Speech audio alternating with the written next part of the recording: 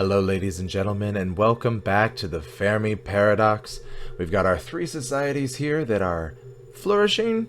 Question mark? They're not dead yet. We haven't killed them off yet.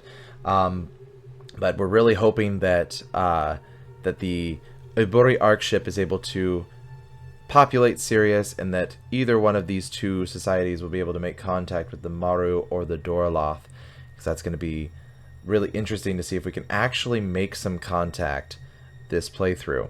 I'm going to go ahead and grab this tech pip right here because I want it for the Obori, but I think we're going to go ahead and jump into the Maru right now and see where they're at.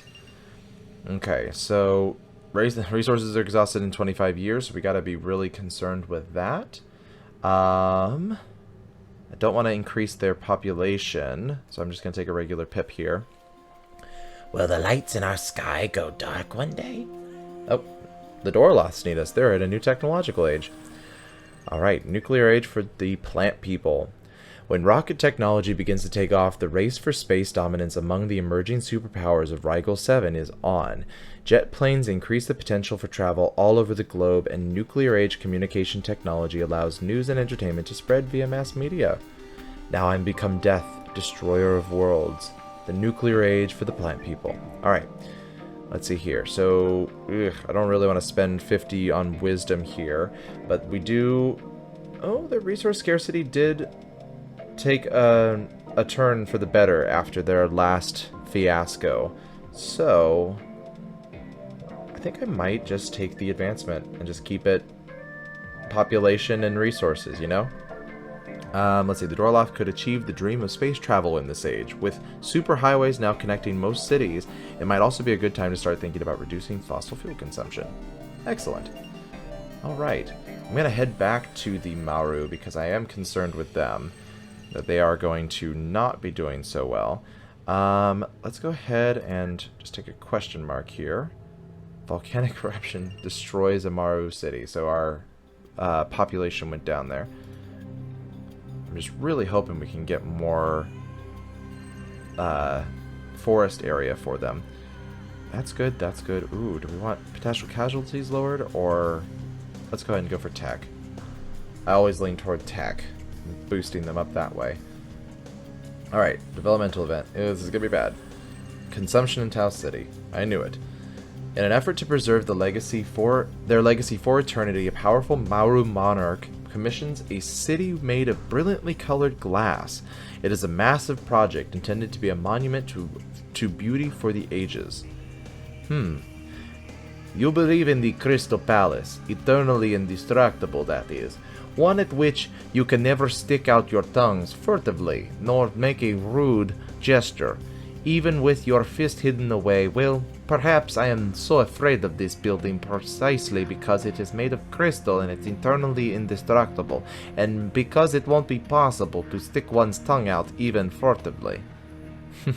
Interesting. A monument to beauty in a time of crisis. Let's see here. So, what is the problem with the City of Glass? As work begins on the city, it soon becomes clear that the current construction methods are not capable of living up to the intended vision. Buildings begin to break apart in the first year of work, and soon the project is abandoned.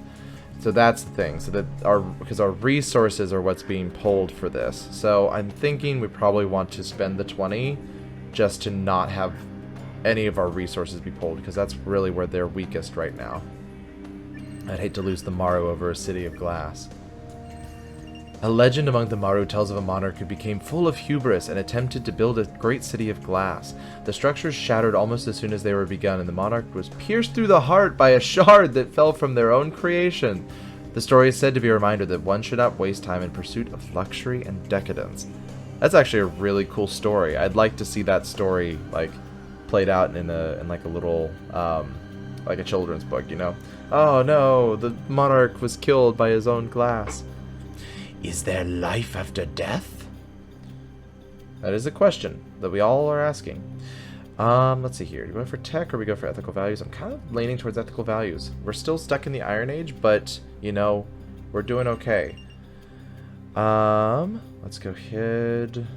Let's take a hit to the potential casualties here. Build up our synthesis. A new Knight Regiment's formed on Tau Ceti 3. We're still looking for resources because we're now at 8 years, 7 years. Oh, this is getting dicey. I don't like this. Question mark. Oh, we're going down. We're going down for real. Alright, the Maru compose an epic poem recounting their history. As the lands dried up and the forests quaked, we held our hands. We forged our make. The great glass city crumbled down. Now our people will die without a sound. Ooh, it got morbid there. I really hope they don't. Let's go and see if we can save them. We got 42 synthesis. I'm going to take a hit to the Iron Age so that we can make sure we have enough synthesis. Maybe? Let's see here. Take a hit to the amount of people. Alright, resource crisis. All resources exhausted. Here we go. Tau City is out of resources. The Maru have used up all available forest areas. They are no longer able to provide for their cities, and their kingdoms will soon fall apart. The overuse of metal mines has destabilized the environment to the point where the Maru society may not survive the devastating crisis. Yikes. Okay. What's our options here? What do we got? Oh, okay. So we don't have regress, but we can theoretically collapse. Oh gosh, but the problem is that even if we aren't successful in our role here, we might still end up with complete extinction. So I guess we'll take the chance, right? Chaos and panic lead to the complete disintegration of the Maru kingdoms. Will the Maru take their longbow and obliterate each other, or will they find a more peaceful way to deal with the societal collapse? So 73% chance that our ethic and harm value is going to go like down, awful. Go awful? I was gonna say something else there, but I don't know. Let's see if we win. Oh boy, Carnage. This is not good. The Final Carnage. That is not a good title. I don't like that title. The forest areas are completely exhausted, and the Maru take their longbow to fight each other while their civilization falls apart. The knight regiments move towards a final battle, and now the Maru cities are drowning in blood. It is clear that this society is doomed to die. Will Tau City 3 recover from this ultimate massacre? God, okay. Ooh, Tina Turner. In the desert sun, every step that you take could be the final one. In the burning heat, hanging on the edge of destruction, you can't stop the pain of your children crying out in your head. They always said that the living would envy the dead.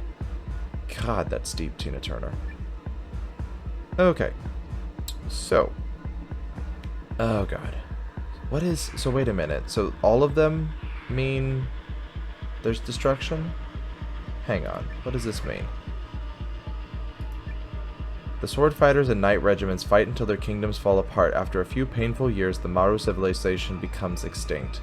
Great. So even our best option, everybody's going to become extinct. God. I liked the Maru. Ugh. Alright. They do manage to spare the other life forms of Tau City 3, and nature soon reclaims the fallen cities with life blooming among the ruins. So the likelihood that something else might live here is likely. I'm feeling like with our synthesis here, I mean, we could take total destruction and gain some synthesis from it. But then the whole of the planet becomes completely uninhabitable, which means that any of our other civilizations that try to go and land there are going to not be able to. There's not going to be any point in living there. So I think we're just going to take the middle ground here. The final showdown amongst the Maru ends with well poisonings. The destroyed cities completely disintegrate, and only a few remaining knight regiments can be found in the wastelands of Tau City 3. Alright. Goodbye, Maru. It was good while it lasted.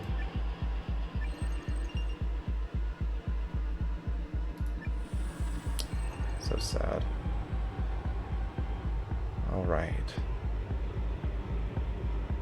So, let's see about making sure that that fate doesn't fall to our other societies here. Let's see how the Ark ship is doing. Pretty good. They got 44 years though, so maybe we'll make sure that they don't die off as well. The Ouroboros Ark ship calculator crew developed a new dialect. Oh yeah, that's right, they're all talking in their own language now. And now they're in the digital age. Beautiful. Alright. They're all concerned with the internet. Okay, so do we take wisdom, advancement, or power? On the one side, power would be nice for the synthesis, but I think we're going to take advancement so that we can gain resources. Yeah, instant access between crew and key systems allows for the major projects to be undertaken, improving the infrastructure of the Ark ship.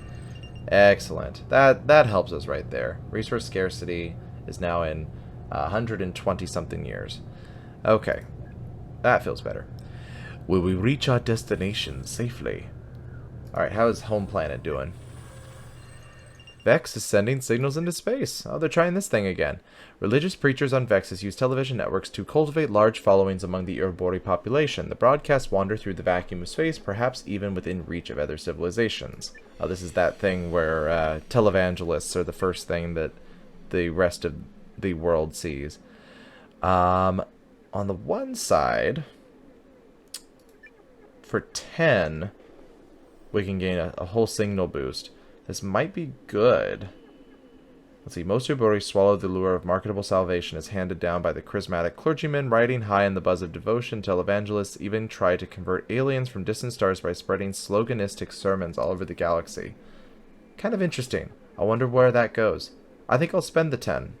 Because I really want to see where if the signal helps to start the Fermi Paradox to bring it to a successful conclusion. Alright, here comes the signal. And it's interesting because it's also going to hit the Ark ship too, once they, either before they get to or when they get to Sirius. Okay, so Dorloths, we got a long time till it gets to them. So let's go ahead and go to them as well. Make sure that they survive to actually hear the preacher's sermons. The Dorloth maintains populous residential areas with large-scale energy production methods. Wonderful. Nuclear technology allows the Dorloth to extract radioactive materials from fossil fuels. Okay. Let's see here. Oh, evolution event. Somebody's evolving. Hey! In our little home system here, Sol. A new civilization is born. A life form on the garden planet Earth started making simple tools and developed a rudimentary language. Who could it be? Well, since we did humans last time... Oh, they've changed the look of humans. That's interesting. I wonder if it's randomized now. I'm pretty sure that's a different human than before. Unfortunately, we can't get dolphins. Damn it.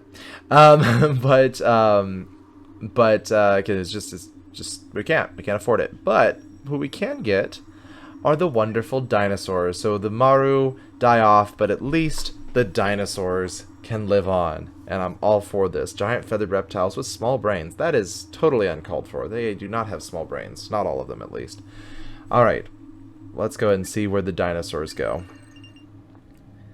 I'm a huge fan of dinosaurs, so the fact that I get to play as Earth's dinosaurs is fantastic.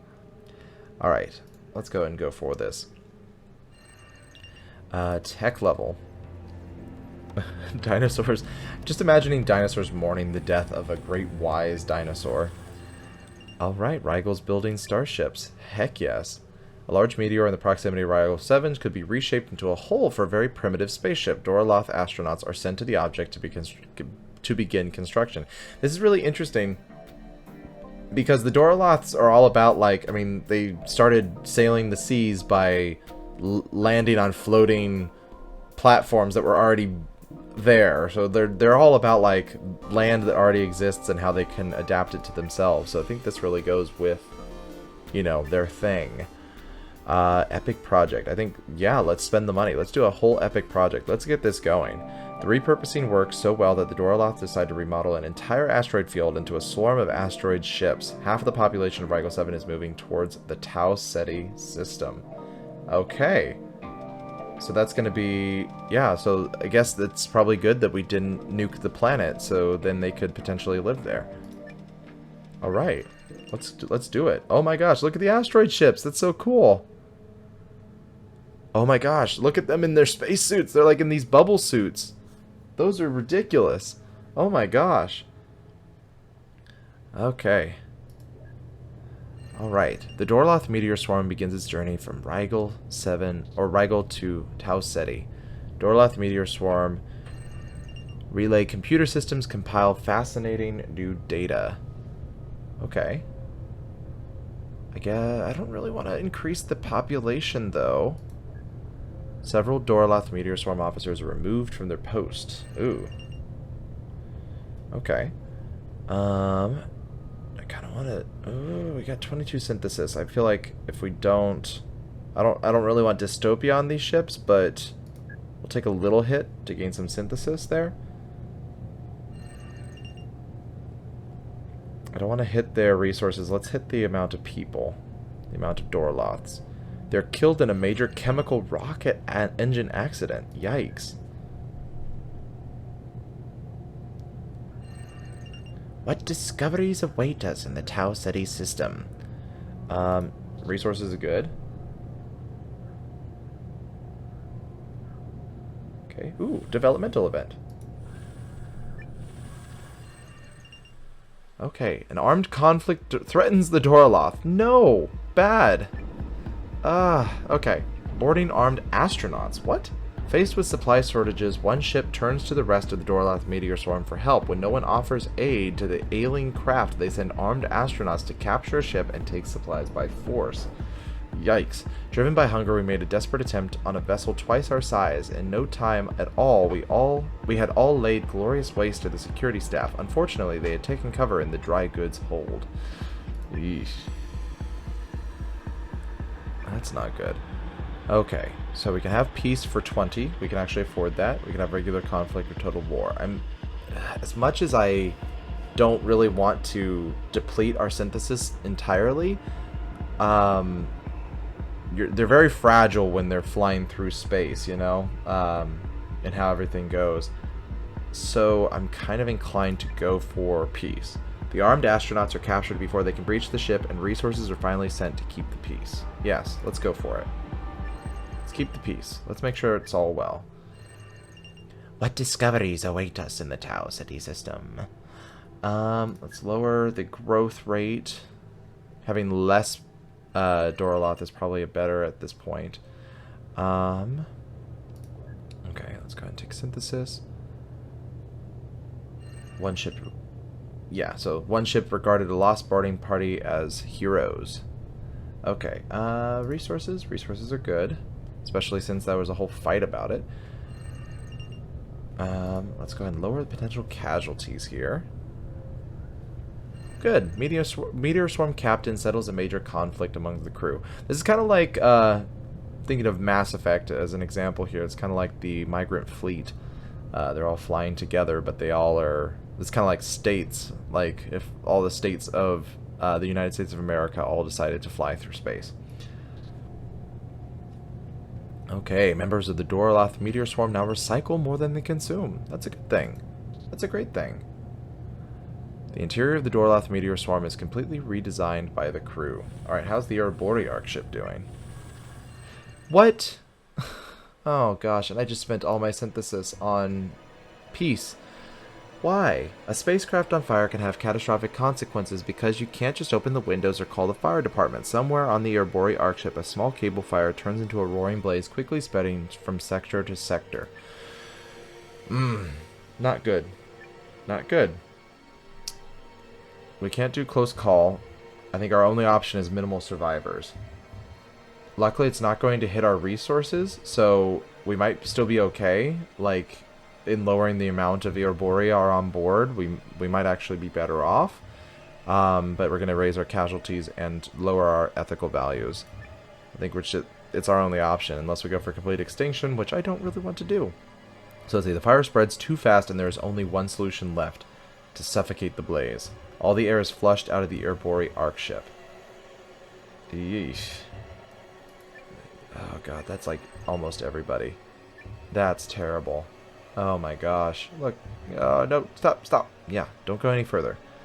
Okay. Okay, we need to fix that.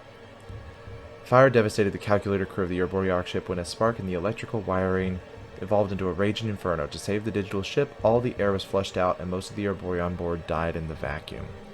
It's a tragedy. Oh, that's going down. I shouldn't have clicked the question mark. Members of the Airborne Arkship Calculator crew are killed in a major nuclear payload accident. No. Bad. Stop. Stop. Don't come back. A new generation of Airborne Arkship officers takes over system maintenance. Okay, here we go. People. Growth. Let's do that. Or at least, let's get growth to not be in that much of a negative. Because negative was fine when it was up here, but now negative is an awful effect on us. Okay, here. Let's keep the regular pips going. Question marks are so, you know, risky at this point. I don't really know what the benefit of them are, because it used to give, like, potentially random synthesis. I don't know. Oh no, depopulation. Everybody's in struggle mode. Okay. Industrial overfishing. The mechanized harvest of undersea creatures on Vexus depletes ocean biomass to the point of destabilizing the entire ecosystem, an important food resource for your Bori populations. Okay. Great. Terrific. Wonderful. Vexus is the home of the Erbori Dog Administration, so they now changed their name again. So we can't prevent this, but we can go ahead and do regular development. And instead of... Oh, we could do massive depopulation. Unable to regulate their fishing industry, the Erbori deplete the Vexus oceans of life. Ooh, that's not good, though. I'm never going to be a fan of overfishing in general. Multiple ocean species go extinct, collapsing the fishing industry. This in turn decreases the Erbori population. Yikes. Okay. Best option we got. Let's go for that one. Okay. I'm going to head back to our little arc ship here because I really want to make sure that they're okay. Okay, let's get some more population growth. This is good. Let's go for potential casualties being lowered. Alright. Oh gosh. Oh, destination reached. They've arrived in the Sirius system. Okay. Using all the materials on the ship, the Erbori will try to establish their first city in the Dog Star. Now, are they going to crash land or are they going to actually land normal? Yikes. So we don't have enough for perfect success. Troubled development seems to be our best option here. The maintenance of the communication station is challenging for the Erbori, and they nearly fail in supporting their planetary settlement on Dog Star. But they don't fail, and the resources are actually pretty good, it seems. So let's go and see where that goes. Total failure, not an option. Troubled development. Okay. So we need to focus on making sure that their growth... So their growth is at 0 right now. So if we can just get them growing in the positive direction, we should be okay. I'm gonna take a hit to resources because they have plenty, and we need the synthesis. Okay. Establishing new factions. Yeah, no, we don't want to do that one because we are at a high potential casualty rate here. So we need to get that down, and we need to get the population to start growing again. Yikes. Okay, so we can take a hit to the tech level. No, I think we're going to go with... I mean, we're in Utopia. It's weird. We're in Utopia, but we're, like, hanging on, clinging to life here. Alright, so let's lower the potential casualties. That's good. Alright. Most of the fauna are nomadic, and they often circle the planet's surface multiple times in their lives. Interesting. Okay. Erbori comm station. Reduction in Sirius. This is probably going to be bad. The factions of the Erbori are urged by colonial planners to reduce the consumption of resources. If the leader of Sirius listens to them, the environment of the Erbori can be conserved and the exploitation of planetary resource fields reduced. Okay. So, let's see here. I mean, Civilization Pillar is going to cost us nothing, and we will get lots of resources, so that's good. I mean, Dead End, we can gain synthesis, but I don't see why we would hurt them so far. I mean, really, like, I mean, honestly, at this point, there's all the resources in the world aren't going to save us. The Erbori ignore the pleas of the colonial planners and simply continue consuming the resources from the planet. Let's just go for the civilization. All the resources, like, having a high amount of resources is never a bad thing. As far as, I don't know, there's not really I've never encountered a bad reason why that would be the case. I'm going to give them a little bit of a hit to their tech, just so we can gain some of that synthesis back. Because we are we're too low for my liking, especially with how many awful events have been happening to our populations lately. Let's go ahead and, well, I guess we'll take the tech back. So they're in the digital age. Okay, resources, we don't need resources. I'd rather take the synthesis here. Does our home in the Vex system still exist? Let's take a little hit to the ethical values here. So that way we can gain that synthesis back. And here we go. Growth is now in a positive way. Awesome. So the resource scarcity is now actually moving down. Hey, dinosaur tribes. I totally forgot about you guys. Injustice. No. No injustice. The yawning abyss. What? Dinosaurs have found a deep chasm through which they claim to hear the wails of the damned. Rumors spread of demons crawling around in darkness below with whips and pools of lava that reek of death and disease. Are the dinosaurs inventing hell? This is interesting. Mystics and wise folks have gathered to discuss whether this is truly a gate to the underworld or some natural phenomena. Interesting. The mind in its own place and in itself can make a heaven of hell and a hell of heaven. John Milton. God, I love these guys. And I love that they made them feathered, too. That's so awesome. As much as I am a huge fan of Jurassic Park and I love the look of those dinosaurs, I'm loving the new age of dinosaurs being feathered, since dinosaurs and birds are related after all. Okay, let's see. So we can prevent it entirely, or we can... I don't think there's any point in doing regular development, because that would cost us synthesis, right? Cost us synthesis and lower our ethical values. Massive injustice would lower our ethical values too much, and we would gain synthesis. No, I think we're gonna go for prevention. It's good for us right now. We've got no cost to it, and that way nobody gets sacrificed to the underworld. A brave group of dinosaurs venture forth into the chasm. Oh my gosh, is this journey to the center of the earth? A brave group of dinosaurs venture forth into the chasm and find no sign of demons. Instead, they find a plethora of rare materials, hot springs, and new flora to build a settlement nearby. Interesting. Is that going to change what they're called? No. Dinosaurs feared a mysterious chasm, believing it to be a supernatural location. After explorers came back from its depths, they instead found that the chasm was rich with natural resources and decided to build a settlement nearby to take advantage of its bounty. Excellent.